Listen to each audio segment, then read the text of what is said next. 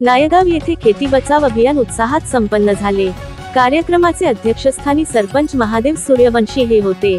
कार्यक्रमाचे प्रमुख अतिथी प्राध्यापक पंडित वासरे यांनी बोलताना सोयाबीनचे उत्पन्न वाढीसाठी BBF बेड किंवा सरीबोरब्यानी पेरणी करावी, त्याचप्रमाणे जैविक आणि नैसर्गिक औषधाचा वापर शेतकऱ्यांनी करावे असे सुचविले। प्राध्यापक सुनील कलम यांनी फळबाग विषयी सखोल माहिती दिली आणि हळदीच्या बीज प्रक्रिया विषयी सविस्तर मार्गदर्शन केले। रयत शेतकरी गटाचे अध्यक्ष अविनाश राठोड यांनी निरोगी उगवण, मजबूत मुळे, कॉलर रॉट पासून संरक्षण, जोमदार सुरुवातीसाठी बीज प्रक्रिया करावी।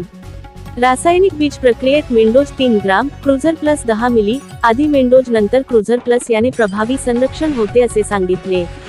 त्याचप्रमाणे सोयाबीन पेरणीच्या 3 ते 4 तास अगोदर जैविक प्रक्रिया न चुकता करावी। औषधी मध्ये रायझोबियम, PSB आणि KMB हे घटक असावे, यामुळे सोयाबीनच्या मुळाला ताकद मिळते। या प्रक्रियेमुळे रोगापासून संरक्षण, खोडमाशीपासून संरक्षण, जोमदार वाढ, अधिक उत्पन्न मदत मिळते।